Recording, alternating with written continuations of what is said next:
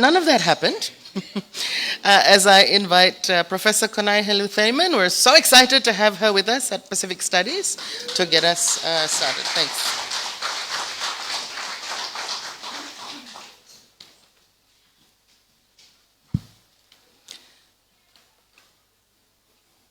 Pulavinaka, maloilele, namaste, and good afternoon. We would like to welcome all of you to the Oceania Center, home of the arts, culture, and Pacific Studies here at USP. I joined the Oceania Center team only this past week, so I'm very, very new, so please forgive me if I say something wrong. And I'm very pleased to be able to contribute to these exciting activities and programs that we offer. The festival, We Are the Ocean, as you know, that is currently on, is one such activity that not only contributes to the university's 50th anniversary celebration, but also reestablishes the center as a hub for all things Pacific. This seminar is an important event for us at the center. First, because Epeli was the founding director who set the vision for the space and established the center as a creative hub. And secondly, because of the wide-reaching impact that his essay and the collection itself has had within the Oceania region and internationally. I knew Epeli personally.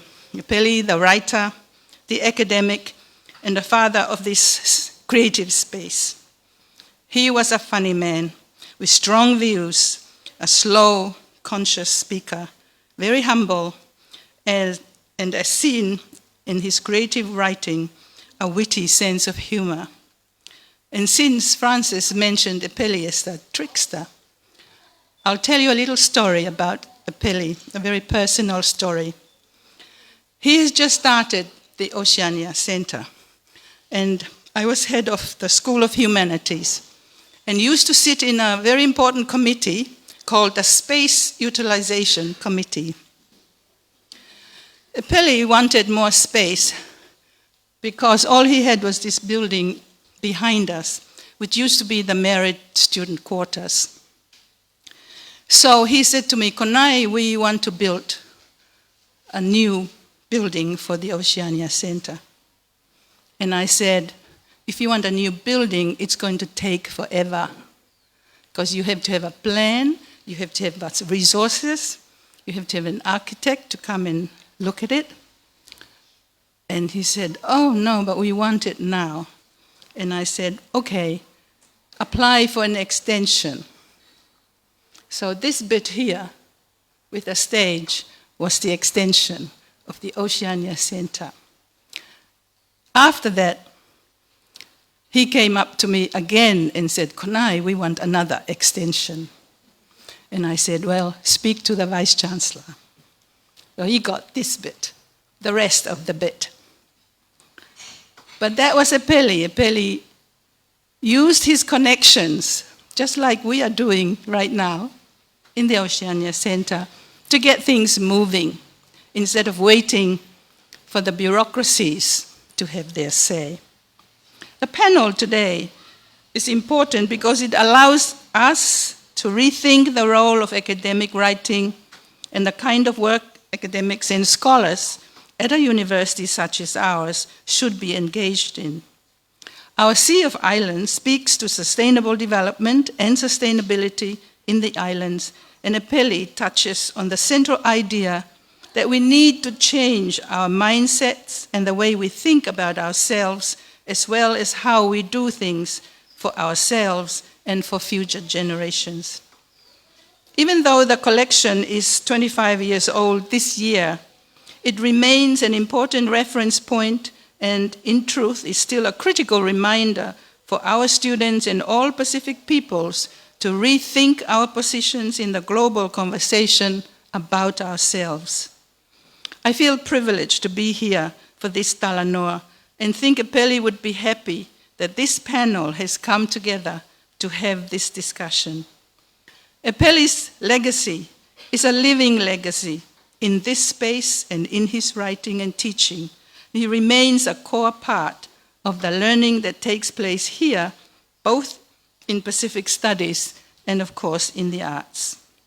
My own work reflects the same call to decolonize our thinking about education and research, and I'm pleased to be part of the Center's journey. Thank you all for coming, and thank you to the panel members, particularly Professor Eric Waddell, who has traveled quite far to be with us today and to help frame a follow-up to this seminal text. Malo aupito, and welcome again to the Oceania Center. And I'd like now to invite DVC Professor Armstrong to open this seminar. Malo.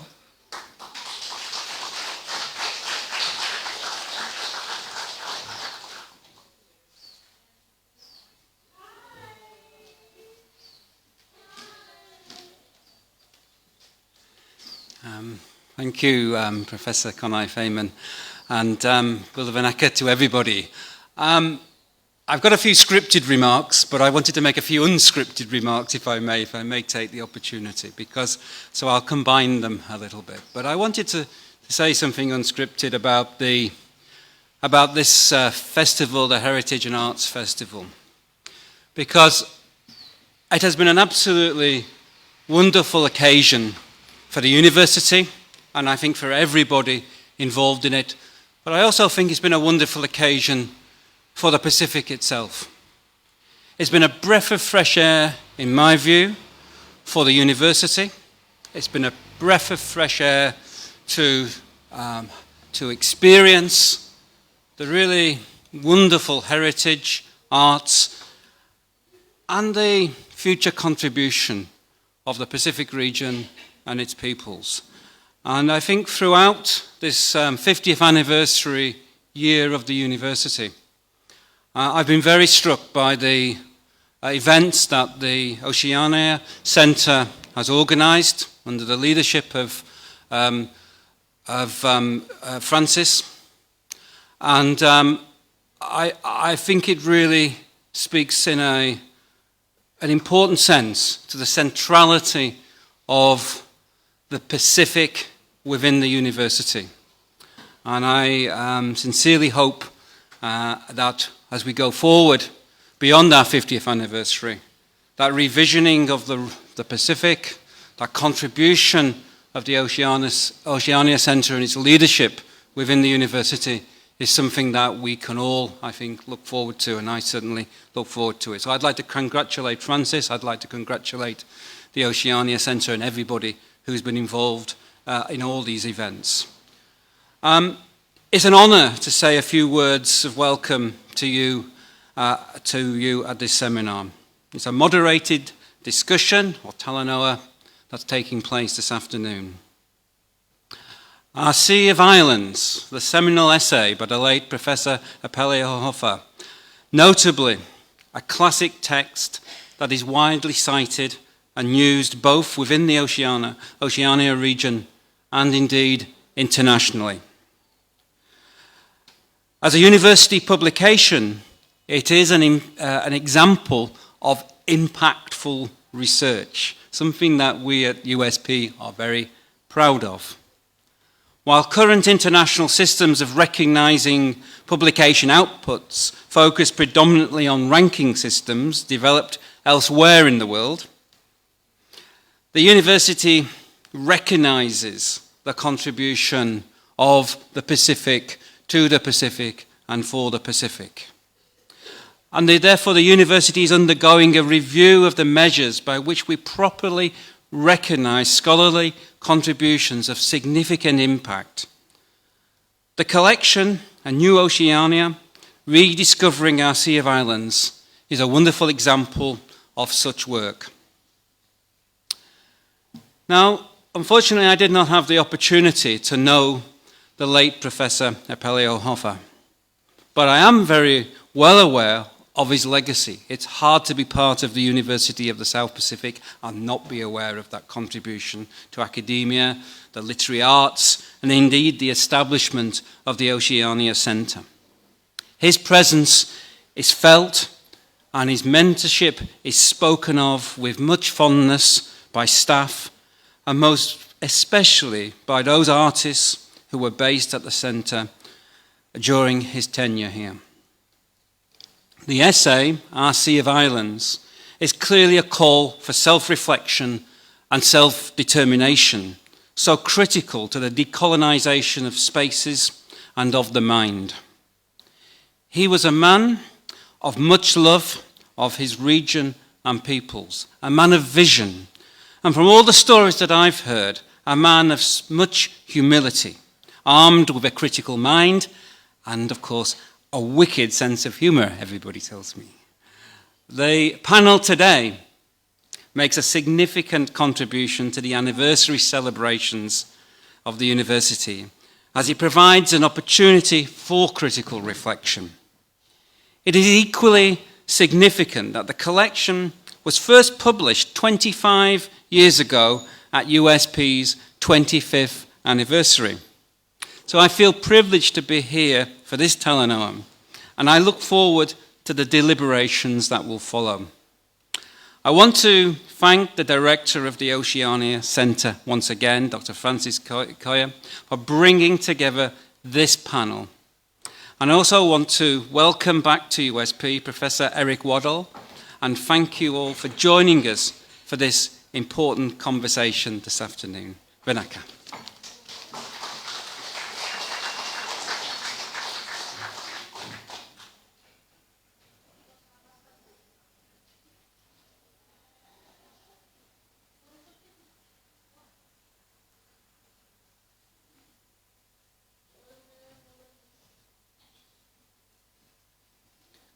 So before I invite the wonderful Shona Smiles to introduce our panelists, and we'll invite them to sit up the top, we have a little surprise for you all.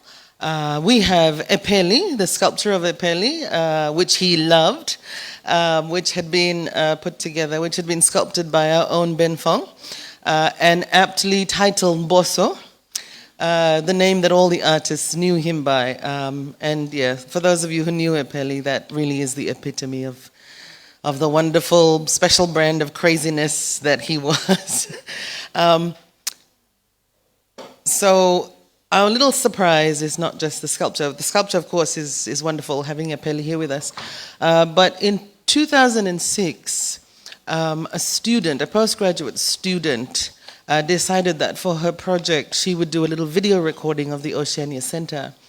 And as with most things in our own personal lives, with our elders, and in our institutions, we usually remember just a little bit too late that we could have and we should have. And so this particular student project remains the only video recording of good quality that we have of Epeli speaking about the establishment of the Oceania Center and speaking about his time here at USP and the context in which it was established. So we have a short 7-minute video and we can hear it from the man himself. Following that, we will have the panelists join us up here on the stage, and then I'll hand over to Shona. Thank you. The idea is to create a space that is specific, that is ours, within the global system, a place where people can come and relax. It's a welcoming place, a place that is conducive for creativity, for cultural creativity. I had realized at the time that any development in our, creative development in our cultures has always been European, Western. I am a writer, or I was, and I still do writing, which is, I like it very, very much, but it's something different. Whereas we need to develop, to express ourselves within our,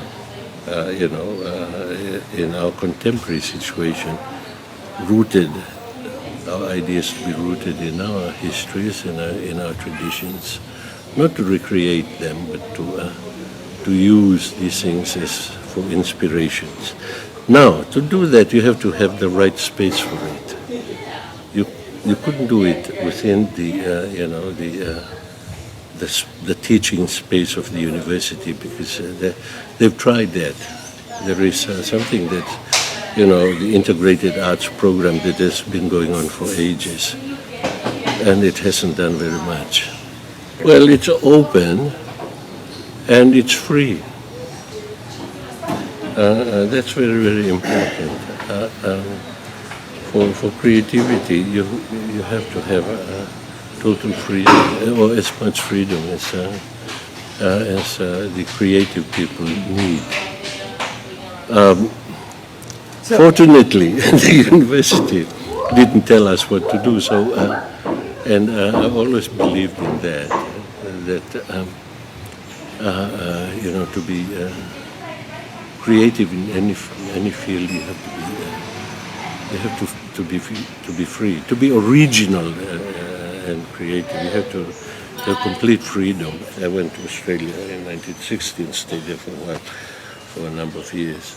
The cultural cringe at that time was very, very strong, in Australia. Now it's different, and we still have the cultural cringe. You have to go overseas to be recognized. And I said, no.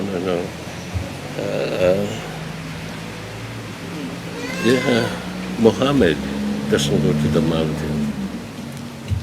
The mountain comes to Muhammad. So, it's a kind of a development. If we can develop things to the best that we can, that we judge by our own standards to be good, and let others come to us, and we welcome them in our space, rather than always going to overseas like the rest of the university. You've got to have big names from overseas to come and approve your programs, and things like that. We're still very much in that colonial mold. I was involved in that for many years. When I was in the teaching section of the university. We don't. Our culture. It is in the area of culture that is that we can be ourselves and do the best that, and we can produce the best that will be recognized by us first. We have to recognize, we have to judge them ourselves, and then welcome the others if they are interested. All our standards for excellence in the modern world is decided from outside. Even in sports, you're very good at rugby, but you have to go to France, to Britain, New Zealand, to be recognized. I firmly believe that there are areas that we only ourselves, that we have to send our standards and measure ourselves by our own canons. What colonialism did, the biggest, one of the main things that they did was to say all our cultures, everything was bad. And then they introduced standards. And we still go by that. In the area of culture, we still have to, to swim in the global world. But there's an area, there's a space that is ours. We must create this space that are ours. And then everything there, and a welcoming space ultimately. Others can come, but they come to our space as we go. to their spaces and play by their rules. We must also have our own. I think the last thing is that if you create things develop things like this, it's amazing how much talent, how many talents there are, how profound the talents that people have here. And also that, the notion of creativity here, although it's in the arts, it should also be extended to include any other field. Ultimately, the aim is to become more and more autonomous than we have been. We are not yet. This drive in globalization has tied us in. But that's not unique to us, it's everyone else in the world is tied, is roped into that. But we have to have spaces where we can be ourselves, we can be autonomous.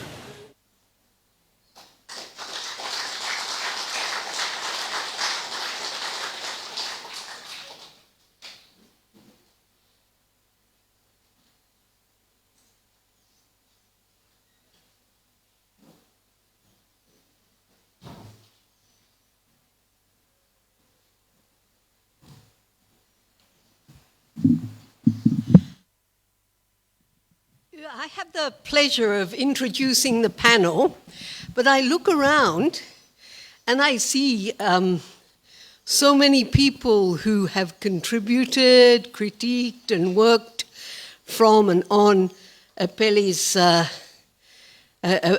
ideas that he's just discussed there. I looked at some of the literature this morning and I see not only Professor Konai Thaman, Professor Randy, Professor Sudesh Mishra. I can see you all, so I can't introduce you all. You just intervene at question time, okay? But the panel that's going to lead this Talanoa, I think they were asked to do this because, I was asked to do this because I know them all, as well as the late Professor Epeli Hauʻofa. They're a distinguished group who are not only here because of their wisdom and learning, which has gained them regional and international respect, but because they were USP colleagues of Epeli and his friend over the years and over countries. These panelists, I have to say, are also extremely modest. When I asked them for some details about themselves suitable for this particular occasion, they were brief to the point of humility. As many of you know, I won't read out their full impressive lists, but I'll go with why they think they're here. Just because I've got him on the top of the list, Professor Vijay Naidu, he's a homeboy. He's got a BA in Sociology and Politics and an MA in Political Sociology from USP. His doctorate is from University of Sussex in Sociology of Development. He's been employed at USP since 1974. Various academic, administrative and leadership positions. These have included being, tutor, lecturer, reader, professor, head of school, dean, pro-vice-chancellor and acting vice-chancellor, and until 2017 he was professor and director of development studies. For 4 years he was professor and director of development studies at Victoria University in Wellington. He's researched and written on a range of areas concerning Pacific Island countries. He served as a consultant to government, non-government organizations and UN agencies. He was involved in the UNDP 2006 Human Development Report on East Timor, chief technical advisor to the Pacific Island delegation at the UN World Summit on Social Development in Copenhagen in 1995. Some of us remember that one. He served on various government commissions, including the Electoral Commission of the 2014 general election. He can talk about that. Fiji has a long-standing background in voluntary work, though some of you might remember FANG, the Fiji Anti-Nuclear Group, affiliated with the Nuclear-Free and Independent Pacific Movement, and a founding member of Citizens Constitutional Forum, and a trustee of People's Community Network and Save the Children Fund. Dr. Claire Slatter is also a girl from the hood.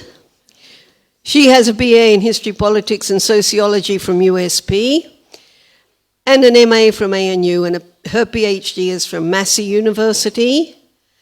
She too has a background in anti-nuclear activism, journalism. In fact, I trained her myself. She was a very good journalist, but I lost her to academia.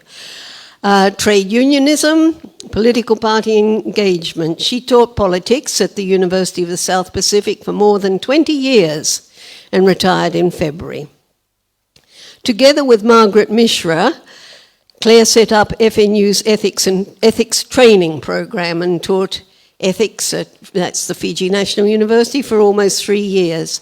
She researched and published on women in agriculture, fisheries and manufacturing, gender and custom in the Pacific, economic globalization, trade liberalization, land liberalization in Vanuatu, economic restructuring reform in the Pacific, regionalism, and women in the 2014 elections. She's been an active feminist since her student days at USP, when she joined the YWCA, the only feminist organization in existence at the time. And she was fortunate to be among those mentored by Amalia Rokatuivuna. She's a founding member of the Global South Feminist Network, Development Alternatives with Women for a New Era, DAWN. Now in its 33rd year, she remains the organization's board chair, and it's still doing, I think, extremely important and influential work. She is also a founding member of the Women in Fisheries Network, Citizens Constitutional Forum, and Pacific Network on Globalization, PANG, and remains actively involved in PANG. Okay, the third member of our panel was at USP, but is from your overseas, as they say, Professor Eric Waddell. So I have to tell you a little bit about his background too. He was a first-class honours degree in geography from Oxford. He did a master's degree at McGill University and his PhD at Australian National University. His academic career has been divided between tertiary institutions in Canada and Oceania. He's been Professor of Geography at the University of Sydney, 1997 to 2000, and first Head of School of Geosciences. He's taught at McGill and Université Laval in Canada and at USP, and has held visiting appointments in Hawaii, New Caledonia, Tahiti, ANU, and University of Canterbury and the Sorbonne. He's still doing work in New Caledonia, and among his major books, the most relevant and recent is the biography of the Kanak independence leader, Jean-Marie Tjibaou. That's in English and in French, latest French edition in 2016. Eric, like Epeli, was born in 1939, and as he says, my father, my grandfather, and my great-grandfather were all Methodist ministers. Got a bit of a bond there too with Epeli, who is from a similar background. Eric first met Epeli in 1965 in Canberra, Australia, and I know that he was the influence to lure Epeli to Montreal for postgraduate studies. And he was a staunch friend to Epeli and his bride Barbara, who had travelled to Canada for their wedding and passed away just a year ago. Okay, so now you know who they are and basically why they're here. So I'd like them to come up and take their seats on stage. And I turn you over to the director of the Oceania Center and Heritage Hub, Dr. Francis Koya, to moderate what promises to be a significant moment in the 21-year history of this center. Thank you.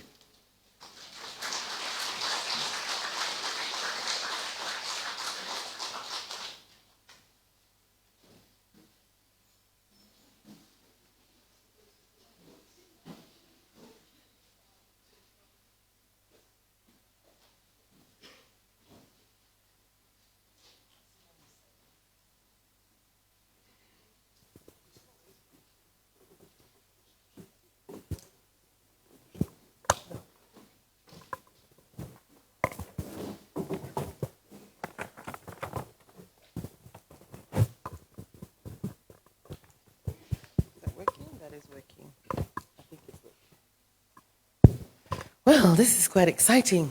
For those of us who basically grew up with this as a seminal text, it's very, very exciting to be able to have this conversation with two of the editors. So this is my 25-year-old copy, which I only found this morning.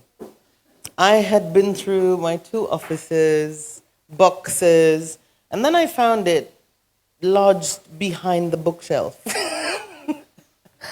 I'd basically piled up a whole lot of other books. And I remember that particular open day where, because I'm a lover of books, they were selling books and it was $10. And I thought, it looks cool. It has a cool title, A Niu Oceania, Rediscovering Our Sea of Islands. It might be a collection of poetry. I did not look at the contents or the back. I purchased the book, got home, flipped through and thought, oh, it's not poetry. I guess I'll have to read it now. Because $10 was hard to come by in the 90s. Poor students at the time and all of that. And of course I read it and got hooked. And my copy is less, it's kind of holding together, only because I managed to get an e-copy of it, so I don't have to handle it too much, but the pages certainly are falling out of this one. But yes, it's a very dirty, well-used, highlighted. I am guilty of footnotes and, doggy ears and all of that, but much loved book that helped me through my undergrad and postgrad studies. So very exciting to be here with two of the editors. At first, when I was thinking around the kind of academic program we should have for the 50th anniversary, it hadn't yet struck us that Oceania Center was also turning 21. And when that realization struck, we thought, well, okay, so we need to do something for the center as well. And that starting point was Epeli. And so, of course, the go-to was his writing, that legacy, the legacy of the scholar. And so you'll notice that the majority of our events actually carry the titles of his essays and his written works. And so it started off as an idea for a very boring panel where each of the panelists would have a PowerPoint that they would speak to, and then we would do Q&A at the end. But I had no idea how to contact Professor Eric. So I did what most people do, I Googled. And I thought, well, there are 3 Eric Waddells. 2 appear to be professors. Let me look at their pictures. This one kind of looks like he's the right age. I'll try this one and wing it, and he has a kind face. He replied within a day and said, how wonderful to hear from you, and of course, and I thought, okay, whew, I'm done. And then over the next few months, having this conversation with Shona as well, and just a group of us thinking around what the seminar could be like, we realized that maybe the best possible format was a Talanoa. And so I have the privilege of fielding some questions to our esteemed panel, and after which we will have time for audience Q&A. So I hope I do properly reflect the kinds of questions, burning questions that people have in relation to the text itself and the collection and the kind of responses and how it was received. So as a starting question, and this one really is, I guess we'll start with Eric, is when most people hear about the late Professor Epeli Hauʻofa, of course they understandably refer to the novelist and writer, the scholar and philosopher, or the founding director of the Oceania Center. For those of us who were affiliated with the center in one way or another, we got to know the fourth Epeli, the mentor and teacher, and of course the fifth, the trickster and jokes, the man who is full of jokes. And the three of you, as well as so many others in the audience here today, had the opportunity to know Epeli both professionally and personally. Perhaps a good way to get started would be to hear about that early relationship with Epeli and the ensuing collaborative work that then resulted in this wonderful collection.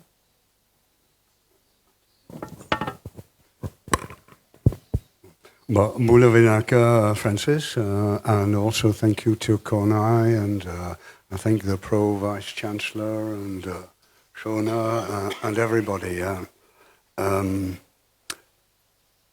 I'd also like to thank Epeli, actually.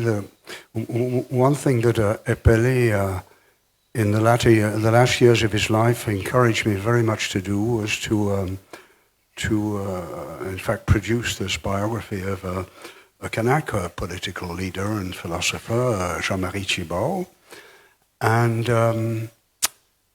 one thing that Jean-Marie would do, he was leader of the independence movement in New Caledonia until his death in 1989. And at political meetings, he would first of all thank the ancestors for being present. And I'd kind of like to thank Epeli for being present, because he is with us, and I think he would be very proud. I was quite moved in coming and seeing everything here and seeing so much going on, so much activity, and so many people moving around. It's maybe going to end up by being not just Oceania, but bigger than USP. So that's it. Also, perhaps I'd like to say, to start the ball rolling, I'm not any kind of expert on anything, above all not. Epeli was a good friend of mine. And I knew, and at the same time when Francis approached me to come, I thought, well, it's a long way away. And I think I said no the first time, and maybe the second time, and ended up by no. And the third time I said yes, because out of friendship and loyalty to Epeli and to USP, because I was very happy here, very happy. But then at the same time I said, well, what do I really know about Epeli? Because, Vijay, Claire, his close colleagues over years, well, they, and others like Konai, knew him well through time. And at the same time, I started poking around in my files, and I realized I'd kept lots of things by Epeli, and emails and faxes from him, and emails and faxes from Barbara. I kept all this stuff. So at home I've got a file like that. And, I don't do these for people. And I wasn't quite sure why, and I never used it. I just kind of put it away aside, but it certainly was not to throw away. And I think it was for here and now that I've kept all that, because in talking to Francis and Vijay and Claire, I realize I've got things that have disappeared from ANU. So hopefully that can be offered. But anyway, just to go back to the beginning. So I first met Epeli back when we were young men. I said we were both the same age, we were both Methodists, though we found that later on. Laughed a lot about it. We met in Canberra in 1965. I was down there writing a report My first job was with the infamous Professor Ron Crocombe. And so I was there writing up my report from work in New Guinea. And Epeli was in Canberra. He had a summer job with the Australian federal government. Well, I think I'm not sure whether he'd already finished his first degree, his degree in history at UNE, or whether it was, his second or third year. I've no idea.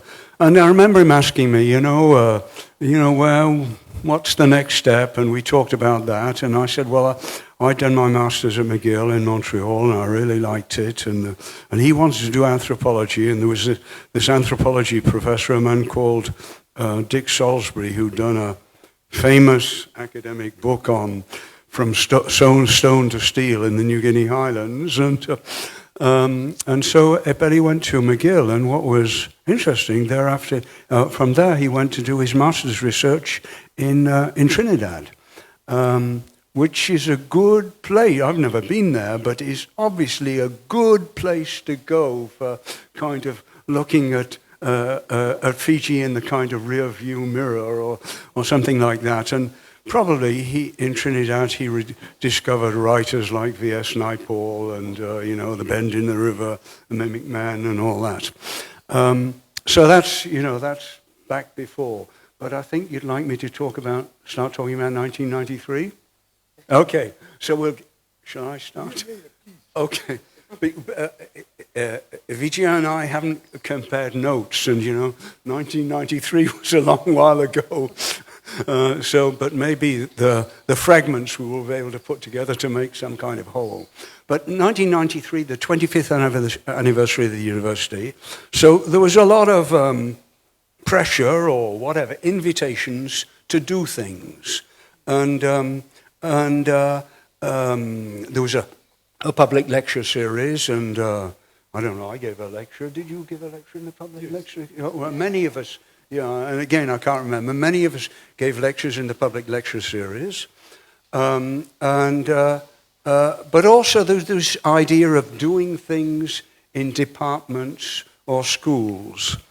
And this was through, I know, geography, we did something, we did a little collection, and so we were talking to Epeli, and I think it was a crucial moment around the 1993, 94, 95, 96, 97 was a kind of crucial time in his life. This I've been thinking through since I've been here.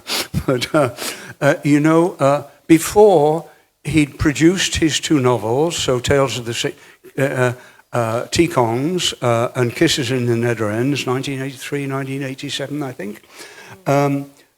But that was the writer, the storyteller, that was getting his stories out, but it was for, I guess everybody and for nobody, I mean, perhaps, I don't know whether he ever talked about it, maybe he didn't know why he was doing it, but he just had to get it out. He discovered his medium because he wasn't an oral storyteller anymore, because academia had wiped that out, erased that.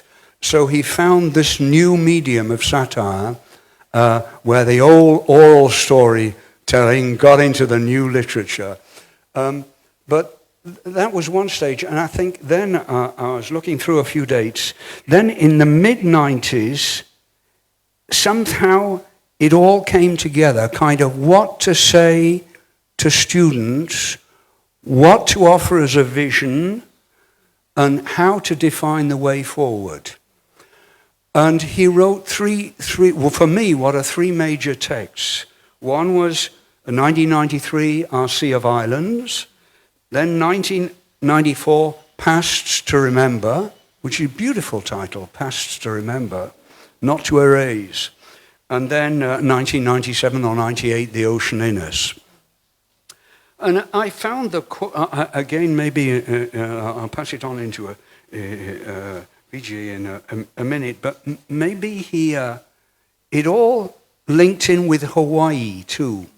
And Hawaii, not the American state, but Hawaii, what the Americans call the Big Island, the Big Island, but also Honolulu.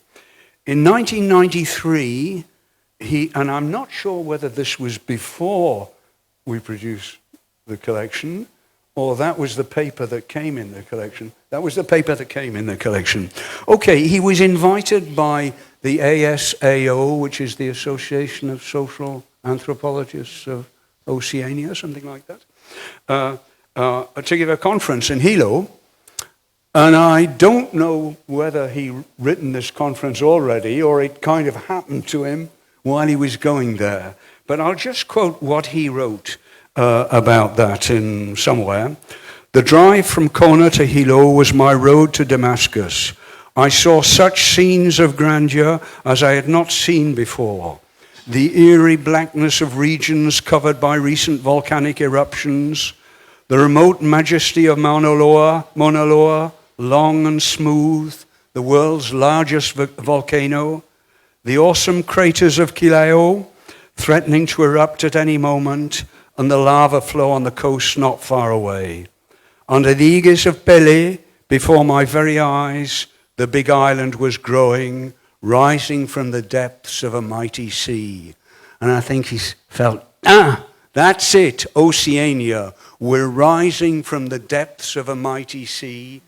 And so we got to get this paper, and then I think our idea was, Epeli's idea, I don't know whose idea it was, and it doesn't matter, because it belongs to everyone, was that this was what Epeli was saying to the future, to now and to the future, and he wanted staff at USP to join in the conversation.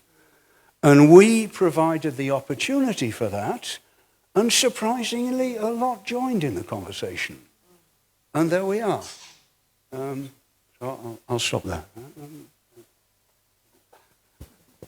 Thank you, Eric. I think that's a very comprehensive coverage of Epeli's sort of intentions. I first met Epeli in the mid-1970s when he was doing the food distribution project with Rajesh Chandra, Demambola, Bola, and Jenny Levi, amongst others. And Michael Baxter, I think, was involved. And his fame had come ahead of him. He had been the keeper of the records in the royal family, so that was coming ahead of him. And then subsequent to that, he became director of the Center of Rural Development in Laucala. So he got appointed in 1983 when I was away in the UK. But the then head of school, was it you, Randy, who was head of school in 1983? Or some bigwig at that time wrote to me and said, what did you think about, the Epeli Hauʻofa? And there was another Fiji candidate who had applied for the position. The Fiji candidate saw himself as a pure sociologist, not contaminated by anthropologists, and especially social cultural anthropologists like Epeli. Well, the long and short of it, Epeli got appointed. I supported his appointment. But immediately there was a petition that was, done against Epeli's appointment. So Epeli came in the midst of controversy here. It's a long story, which I don't want to get into. But, from 1985 onwards, I worked very closely with Epeli and other colleagues in SSED. And of course, Randy was one of them. And we had the 2000 coup, and after that, I went off to Wellington. But each time I returned, which is quite frequently, I'd get together with Epeli and sit in the veranda there and have tea, cups of tea, and talk to him about all sorts of things. And many sort of humorous things. But we had a sort of deep friendship and mutual respect for each other. And that grew closer over time. And so when he passed on in 2009, it was like another major blow, to us. But like Eric said, a Niu Oceania describing our Sea of Islands was actually Epeli's idea. Epeli, had this eureka moment, traveling from Kona to Hilo, and, said, this is it, I have been telling these very depressing things to our students, You're small, you're isolated, and, you're little people, you can't do very much. And these, seeing these, grandeur of that volcano made him sort of, this was his road to Damascus, as Eric said. And they said, no, we are not small people. We have a proud heritage. And so on and so forth. So he, in this essay, he felt very strongly that at USP, we could create the kind of space he was talking about. And that's what our Sea of Islands was all about. And he was the mover and shaker. We were the support crew for him. Oh, I will just say very little at this point, but I got to know Epeli through his first piece of, I suppose you'd call it published work, and that was his study, his report of the IDRC-funded study into food distribution systems that Vijay made a reference to. It was called Corned Beef and Tapioca. And I read it before Epeli came to this campus. So he was at the time, I think, at the Rural Development Center. And this was no dry geographers or economists' account of the food distribution system in Tonga. It was, riddled with humorous comments, asides, you might say, that Epeli couldn't help himself but put in there. So it was a riot to read it. And so I knew of him first through his writing, but I just loved the way in which he did scholarly work. I did wonder how IDRC actually received this. And now when I think about how we guide our research students, if one of them did try to write a report like this, we probably would chuck it back at them. It had all the tables in it, but it was the commentary and throughout it, like in every paragraph, which just had you laughing and chuckling at it. But it was nice. I liked to, when I remember Epeli, because I knew him, of course, through working at SSED for many years. I think we had a kind of joking relationship more than anything. He was a joker and a jester, and sometimes he'd say things that were quite embarrassing in the course of this kind of joking relationship. And I said to Vijay, I remember coming to work once dressed in my newly acquired pantsuit, which I'd purchased, I think, in Malaysia. And it was matching cotton matching print pants and shirt. And Epeli calls out from the corridor as I approach, "Hey, Claire, why are you wearing your pajamas to work?" It had never occurred to me that that's what it looked like. But yes, that was Epeli. But he was this larger-than-life person, anybody who knew Epeli, who was totally lovable, who was really a very, had a common touch, was in touch with everyone within the university and, took time to know them and to spend time with them. So there are lots of anecdotes that we could share. But, that's just by way of introduction to how I knew Epeli.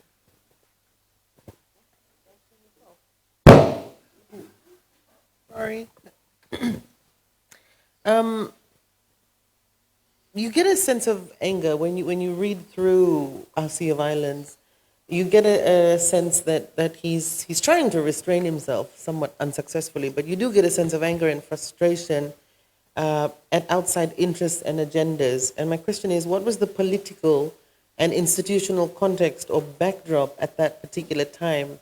And the reason I ask this question is because that same year, Epeli's essay, A Beautiful Cemetery, appeared in the USP's 25th anniversary publication, a metaphor or phrase that he used to describe USP Laucala, I believe.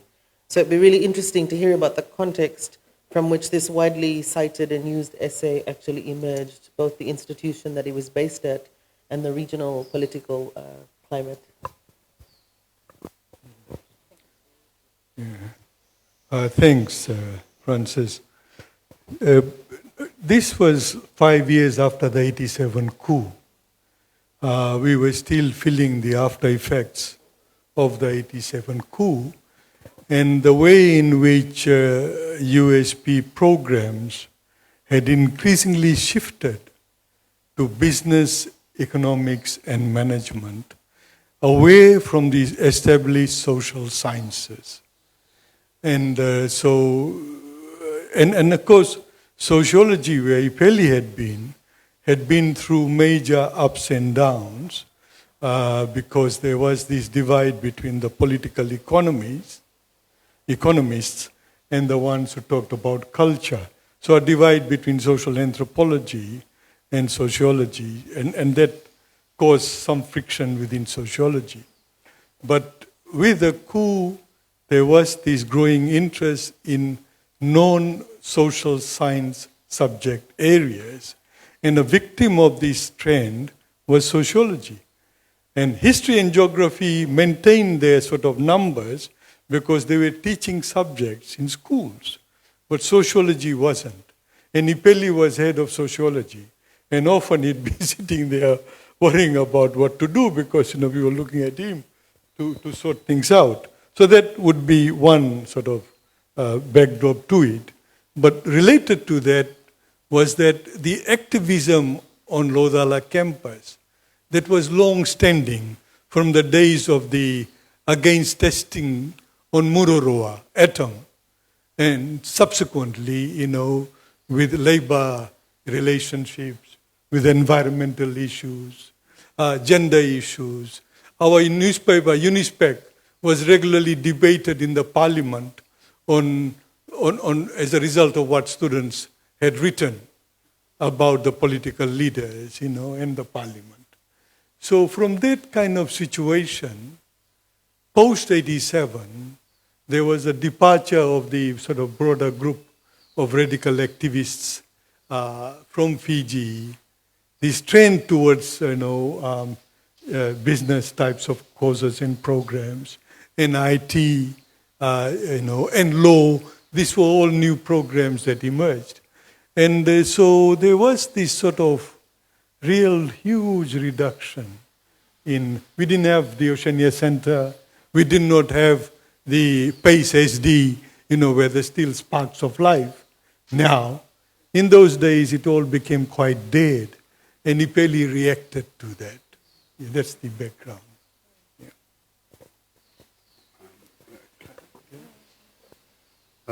Maybe I'll just add something. I can't talk about the coup and all that because during the 1980s, I'd broken my neck body surfing in Tahiti, and I was completely absent from this world for a while. So I wasn't party or really informed about all that. So for me, I come on the scene in the 1990s, and what I got the impression there, and that's through conversations over years with Epeli and looking back, was that Epeli was always a radical. And he was, like your poem, he was an angry native, without a question of doubt.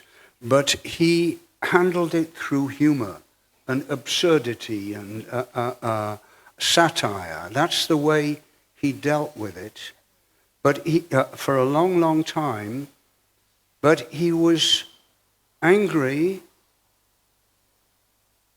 but I don't know whether he was ever bitter or no. He always saw the light at the end of the tunnel. And I sense, and that's, I can't say that for sure, but looking for what I know about the 1980s, that Epeli didn't feel at ease with imported radicalism. the whole Marxist global stuff that comes out of the metropolitan countries.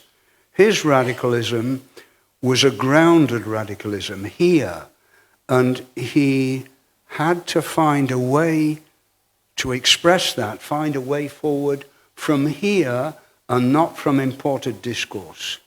So sometimes I feel that, you know, maybe in the 80s, I mean, it must have been pretty rough, some of those, you know, years, 83, 4, 5, 6, 7. Well, I know it was rough, personally and collectively.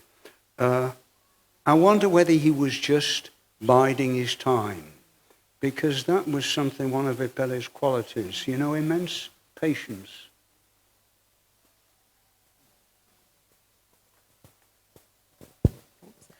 Thank you for that. As a piece of academic writing, if you look at the essay, it may be critiqued as not being academic enough.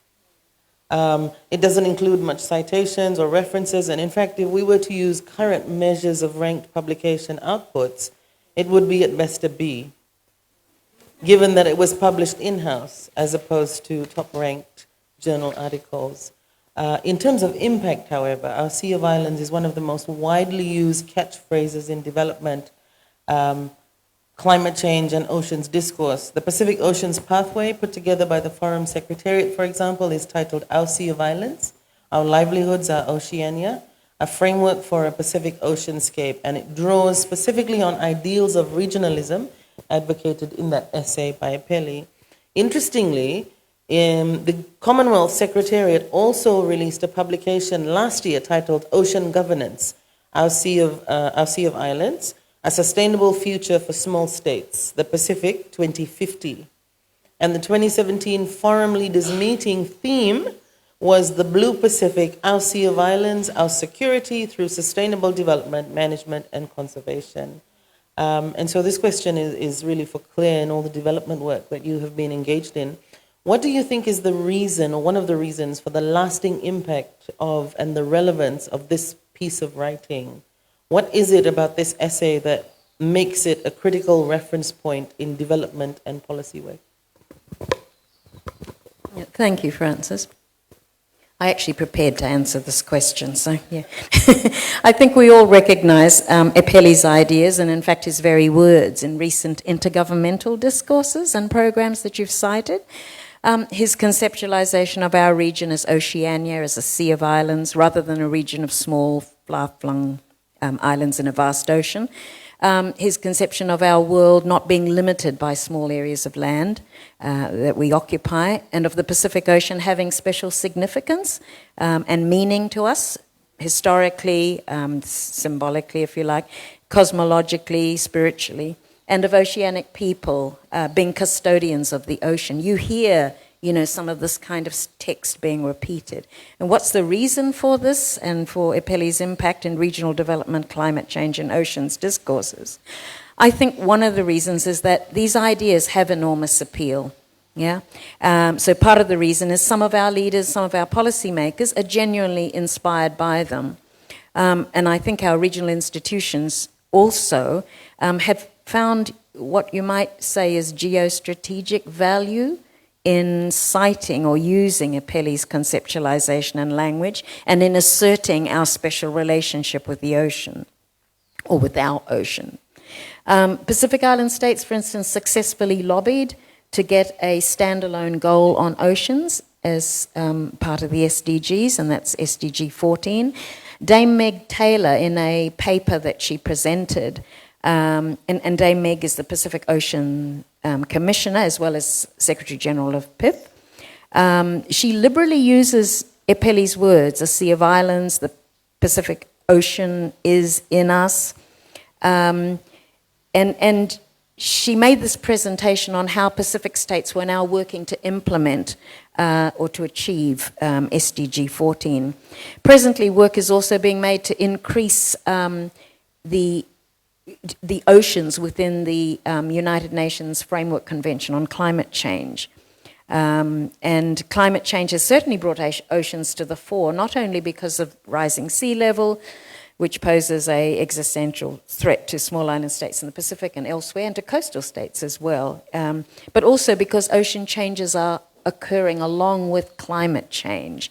And the health of the oceans is recognized, I think, quite widely as, really important to the health of the planet, important, therefore, by extension, to our very survival. Last but not at all least, oceans are now the focus of attention by all states, really, as the last frontier. And this is where I think it starts to become a little worrying when you look at the discourse and how some of these ideas are being, recycled, but in different ways and for different motives. So there's rising interest in prospecting and in mining, the ocean, the seabed, particularly for its resources, including its rich biological biodiversity, but also its rare earth minerals, ironically, for green technologies and so forth. International development-oriented bodies are very quick to recognize and to use language that suits their own agendas. And so I think that is also a part of it. And, having said that, I think that our political leaders and our policymakers who use references to Epeli's oceanic ideas need to be sure they don't betray really what are Epeli's or Epeli's vision, or the responsibility that he saw oceanic people having for our ocean, and their responsibility as primary custodians of our ocean. And I say this because we do see a kind of falling in with predatory multinational corporations or other aligned interests that are seeking partnerships with Pacific Island states to secure prospecting and mining licenses in the deep sea, both within our EEZs and also beyond that in what are called the area beyond national jurisdiction. And these really are concerns.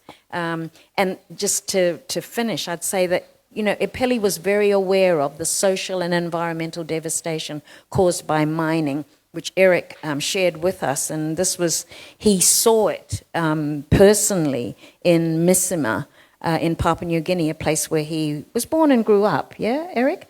When he went back many years later, and he was angered. I mean, Eric's already referred to his anger. He was angered by what he saw. I think that Epeli would not rest easy if he knew that the very belittling kind of descriptions of Pacific countries that he abhorred have been used, well, I've seen it certainly in one document, being used to sell the idea that deep sea mining is a necessary development option for Kiribati, a poor country, isolated small state threatened by climate change and sea level rise. So, it's interesting how the discourses pick up some of Epeli's ideas, but, we need to kind of watch how they're used and misused. Okay, just to add one thing and in a different tone. Epeli, who of course had been an anthropologist and written his, clinical anthropological studies very successfully on the Makeo and, his Our Crowded Island study on Tonga. But he decided at a point in time in the 70s that, the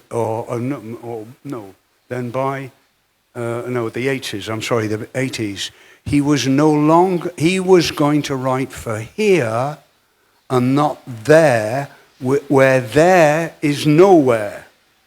And that was very clear. So he wasn't going to get into this peer-reviewed and, citation index and all that kind of crap, because it doesn't fit. It doesn't speak to people here. They've got nothing to do with that world and that game. And he knew that very well. I mean, Epeli said on many occasions, he said, well, down at heart I'm a peasant, albeit a highly educated one. So he knew about what all those highly educated ones were up to because he'd been there and he'd come back from there. And he had decided to do something else. Thank you for that. Thank you for that intervention as well, Eric. I think, Claire, you kind of mentioned something really important, and it's something that's bothered me for a long time. many of us were aware that the original Pacific Plan was nothing more than symbolic interactionism, basically. It was wonderful that you had this, the title was the Pacific Plan, but it was almost a mirror document of the trade WTO agreements and documents. And so it was like, all right, you'll pacify Pacific Islanders by calling it the Pacific Plan. Of course, we're grateful that over the years they did manage to reframe it. But I think in the same vein, looking at the way opportunists tag on to that catchphrase, our sea of islands, we are the ocean, you know, the ocean in us, etc., and use it for their own agenda is definitely very dangerous. And we do have to be very mindful of that. And I find it really interesting that a lot of people who do make reference to it, which is why I'm really glad you brought that up, haven't actually read the essay. And we've had this conversation with some of the academic staff who teach our generic course, UU 204, that many people simply just assume from the title what they think it is, and don't realize the angry native sentiments, you know, the attempt at resistance in it, saying, you will not belittle us again. We will not ever allow that to happen. You will not take away our freedom to self-determine. And they don't realize that that is at the heart of that particular essay. So yeah, thank you so much for raising that. I think that is something we all need to be very, very mindful of. But if we go back to 1993, how was the essay received? You know, of course, in the collection you do have responses, but how was it received within the academic community and in the wider community when it first came out? Were you privy to that conversation, or was Epeli privy to that conversation? Would you be willing to share some of that with us today?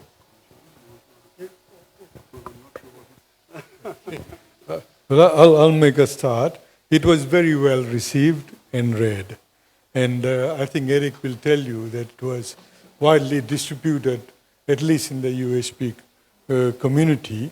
But, you know, Epeli by this time had a reputation, and, you know, for all sorts of things, including asking, you know, these serious questions and having these ideas. And so it was well received. And if you look at the mix of commentaries in the book itself, they're all generally very positive. And you know, and he very humbly says, you know, that he really appreciated the comments, those that, you know, went in accord with what he was saying, and those who were very much opposed to it, you know. But basically his ideas, you know, in that book, together with other publications, actually, you know, challenge existing ways of doing, existing ways of knowing. This kind of thing that Konai talks about and Albert Wen talks about. And therefore, moving away from this colonial cringe, you know, that was referred to in the video by Epeli himself. In a concrete sense, one thing that was done was a copy of the book was given to each graduating student from USP that year. And that was the spirit of the book, that the words would carry on their journey, would travel through 12 countries across the Pacific, and who knows what would happen to those words. But that's the idea of, I guess, oral tradition too, you know, the words of my parents and my grandparents, you know, they journey on. They pass in the sense of passing through us. They're not my words.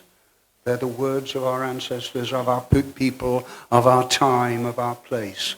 So there was that. Another thing, we were talking among ourselves. The book was, well, I think SSED was involved too, wasn't it? There was money. There was money from, well, at the time, the School for Social and Economic Development. But the book was published by something called Beak House. We've been asking lots of questions of to each other about this because, of course, Barbara is no longer here. And we don't really recall who or what Beak House was. But and there was only ever one other book that was published by Beak House, and that was a local edition of Tales of the Tekongs the following year. But Beak House was, I think we're all pretty sure, it was money that came out of Epeli and Barbara's pockets.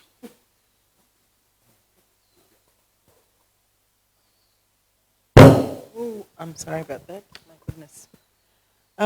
So I'm really interested in whether Epeli had spoken to you about the kind of impact that he had hoped the essay would have, or was it simply something that just happened naturally and evolved naturally?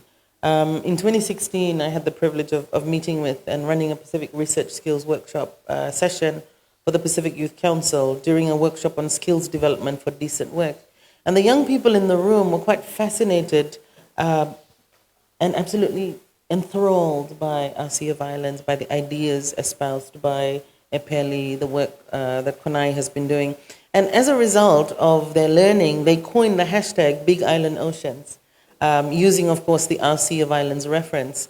So if you see that hashtag in social media, Big Islands Oceans, you will immediately recognize that the origin is this particular group who were inspired by Epeli's works and the works of other Pacific scholars. Do you think that this was something that was at the back of Epeli's mind? Was that something that you were working towards? Was leaving a legacy something that was very much a part of the work that was being done in putting the collection together, in framing that essay, in calling for responses, in ensuring that each graduating student had a copy, obviously trying to inform or challenge a particular kind of mindset? So I'm just wondering how purposeful that shift was for the kind of impact that we're now beginning to see 25 years later. Yeah, no, absolutely. I think the idea was that, island people, Oceanians, be proud of their heritage and be empowered in the knowledge that their ancestors had risen up to all kinds of challenges, and they did that very well. So the accomplishment of the ancestors was, were there for the young people to look at and do things on their own. So he wanted Pacifica people to achieve and to thrive, and young people to be, proud of their heritage, the Falupenga, that was very important, they're proud of their lineage, where they came from. And so that was very important. And I remember Epeli telling me this story about going to an aid conference in Canberra. And what he said to the aid, people there offended them so much that they never invited him again. Never invited again. So it's a kind of resistance to belittlement which he wants the youth to take on. Yeah. Perhaps I see it a bit differently in the sense that I came and went at USP during the 90s. I spent a later part of the 90s. I spent part of a sabbatical leave here and visited very often and stayed with Epeli and Barbara. And I got the sense it was for Epeli was just another building block, that's one step, we're going in that direction and there's going to be other steps, and they're not just papers, this is another step, this physical place, and as it grows. So there's all that. And I'd just like to add here, because maybe that's it, young people don't know who Epeli was, and a lot of people maybe just think Epeli was a Tongan. I've no idea. But of course, Epeli realized by the time he got to work for what they call it, private secretary for the King of Tonga, or personal secretary, in 1975, it really hit him at that point, I think. He wasn't a Tongan, or he was only partly a Tongan. He was more than a Tongan. He was like bigger than a Tongan, like Oceania is big, because he'd spent the first 9 years of his life on Missimao, this island we talked about, in the eastern tip of Papua New Guinea, Milne Bay, the Louisiade, and then he went to Tonga until he was 16, because his parents had gone home, and then he came here to Lilian, and then he went, got into the academic world, and Australia, Canada, and back to Australia. And then he came back to the Pacific in, I think, 1975 when he went to Tonga. And he was beginning to throw in anthropology. He'd begin to have enough of that, the kind of disembodied regard. But he said he always maintained the ethnographer's eye, a certain kind of distance. But did he learn that in anthropology, or did he learn that because he lived in Papua New Guinea and Tonga and Fiji? That he talked about himself as being a bit of an outsider, but he maybe, I don't know, I never heard him talk about it, but he's the ray forward, because that's what reality is for so many of us, children, families, we're all kind of spread around. And so he was looking at ways of articulating that, which he did in his poetry as well, where that spreading around starts here. It starts from somewhere on the planet Earth, and that somewhere is here.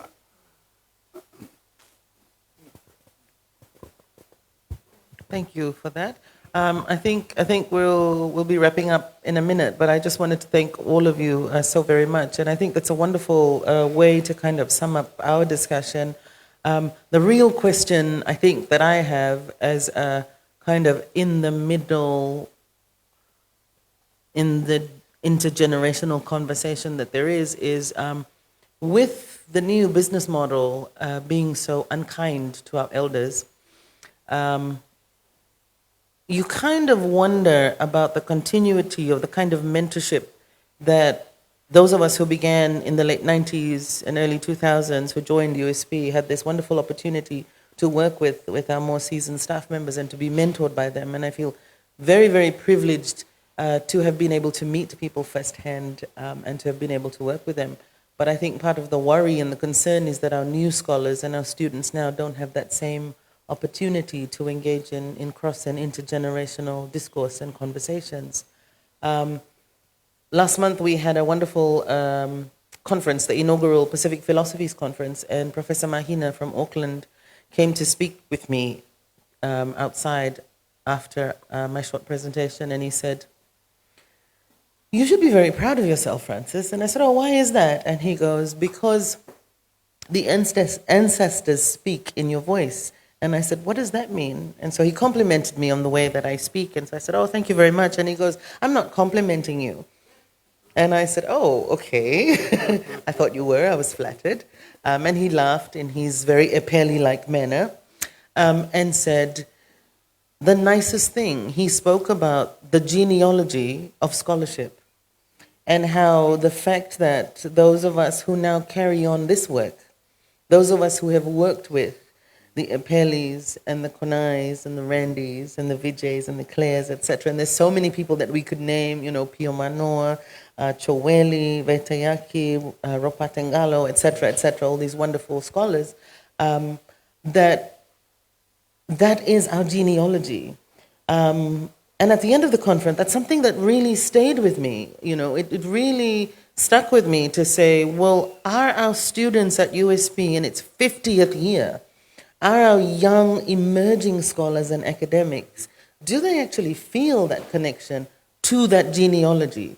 Do they feel that same responsibility to the region, to engaging in meaningful, impactful work that will change the lives of our people? I don't know. I don't know the answer to that question, but it's just so wonderful to have you here, to have this conversation and to remember that genealogy.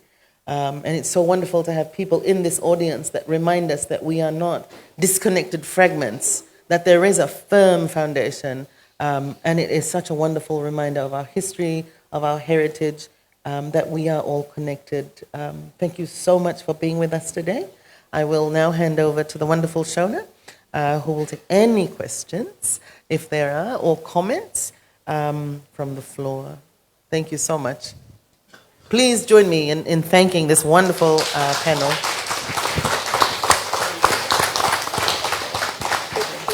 Francis, the one thing that was mentioned very, very briefly, but I don't think that many people touched upon, and I would ask the panel and anyone else sitting here if they feel the same way, is that the one thing Epeli began with his books, but then it extended into this center, was this vision of, as Eric intimated, bringing together anthropology, this incredible understanding of the multi-ethnic relationship between all of Oceania.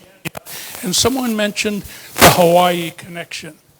And one thing that stands out more vividly in my mind in terms of the relationship fostered was somewhere in time, it would have been in the early 1980s, USP, either it was through Ron and Margie or that, decided to strengthen the links between USP and the University of Hawaii.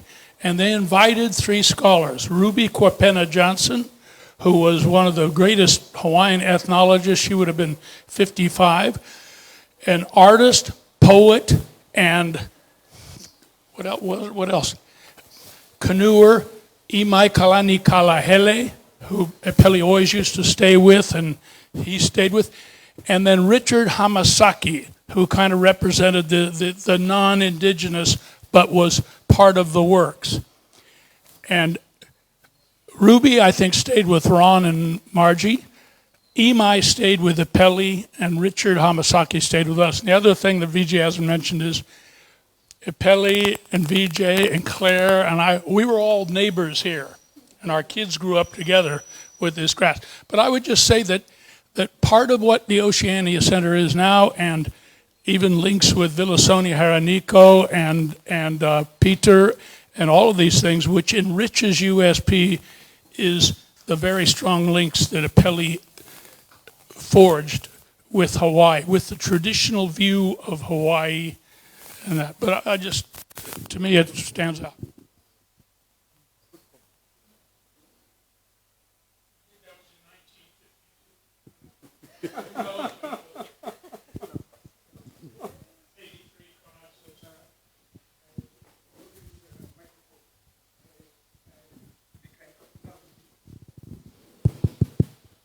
I think my last lecture, down somewhere there, I said that the European Union people, they came over.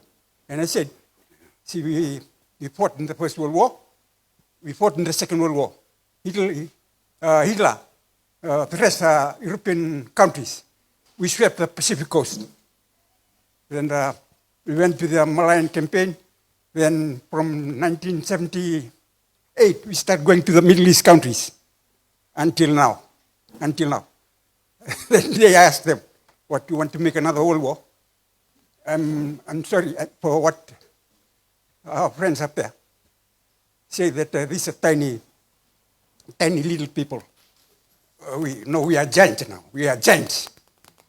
I came here since my boss here, since 1980.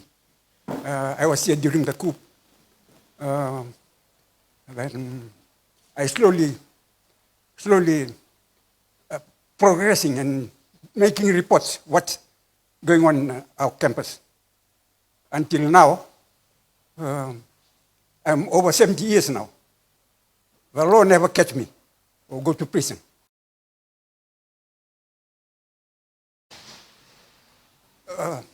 One in Laucala. What? Right, University of Fiji. So we must be very careful now. That's where I stop.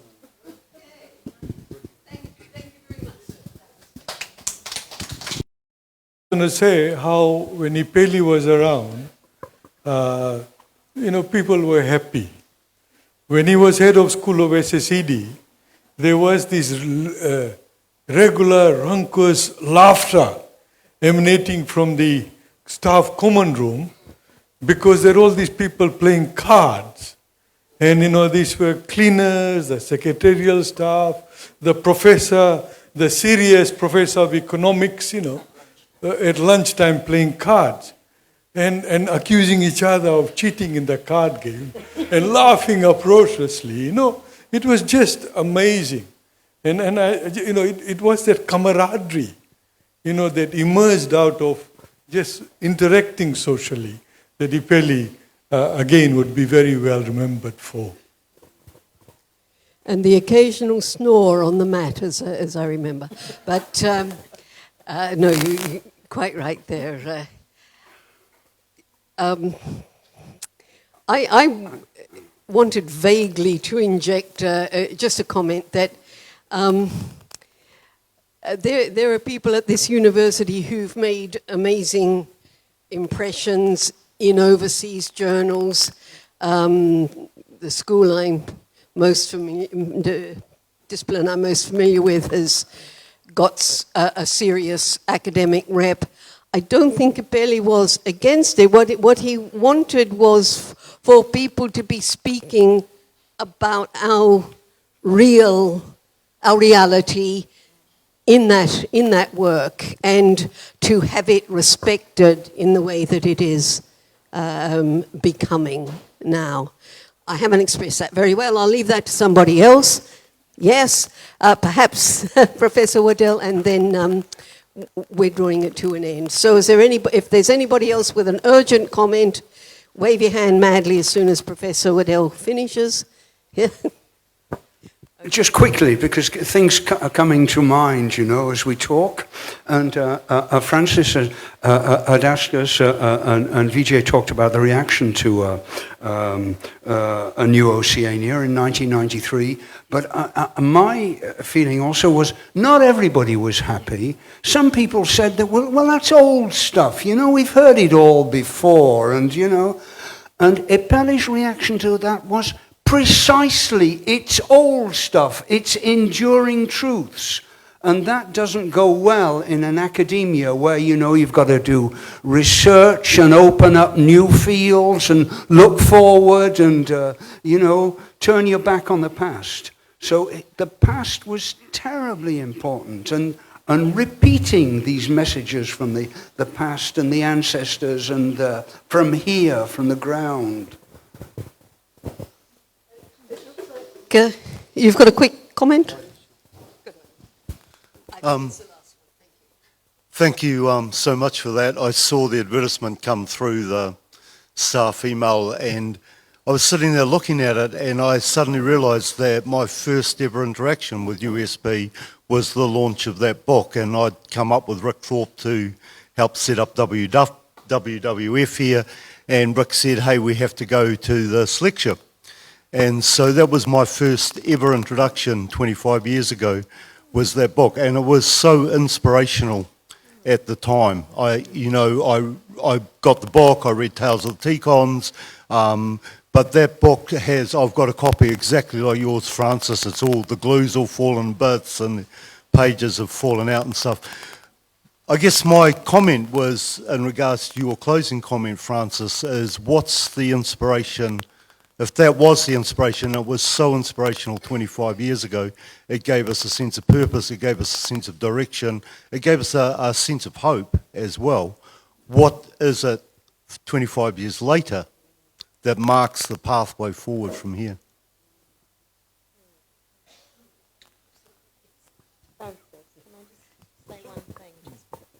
Yeah, one of the reasons that I actually came on the panel was to try and connect Epeli and Teresia's work. And I just wanted to say, just by way of closing, that, and really it's an answer to what you were saying, the way forward and who's going to carry on this legacy, whatever.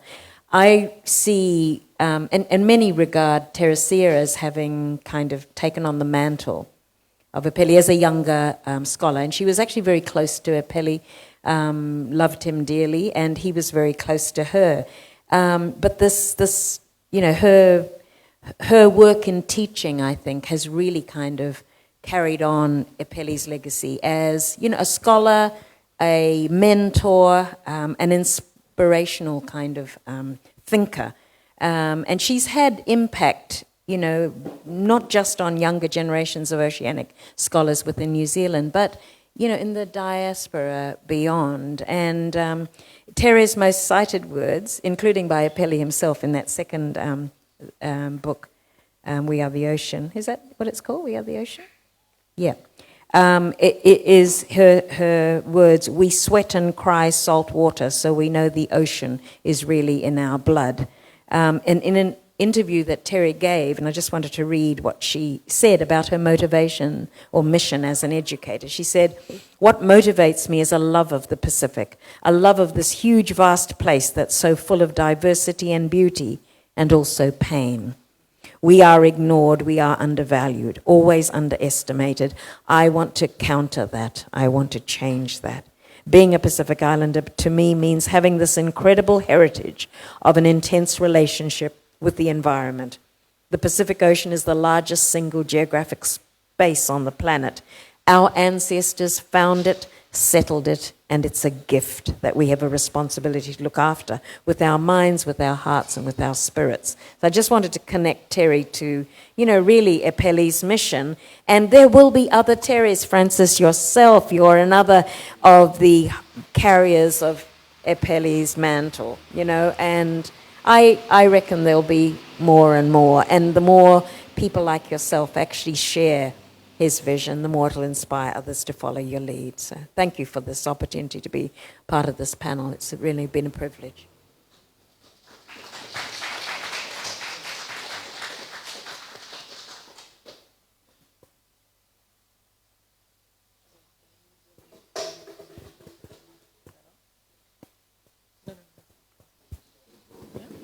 Thank you very much, ladies and gentlemen. That brings us to the end of our session this afternoon. For those of you who may be interested in getting a good quality recording for teaching and learning resources, we will have that available by the end of next week.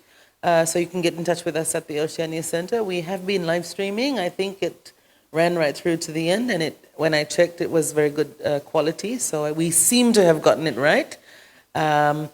So thank you again to this wonderful panel. We did have a conversation yesterday, and we realized that this really is just the starting point, that this conversation will go on and on and on. And we do invite those of you who may be interested in the ongoing conversation to please do keep in touch. We will be continuing a side conversation on how to possibly follow up on the original publication. How do we elicit responses for the next, to kind of capture the following 25 years and some direction for the future, what that might look like. So we do have some exciting plans ahead of us, and if you'd like to be part of that, please do let us know. Thank you again for coming. For those of you who are interested in the rest of the festival program, at 4 o'clock we will have the showing of the mural. And that will be on the other side of the Oceania Center. Most people assume that this is the front of the Oceania Center. This is the back. So at the front of the Oceania Center, we have the mural. We do have the artists here with us. So if you are busy at 4 o'clock and you want to take a sneak peek now,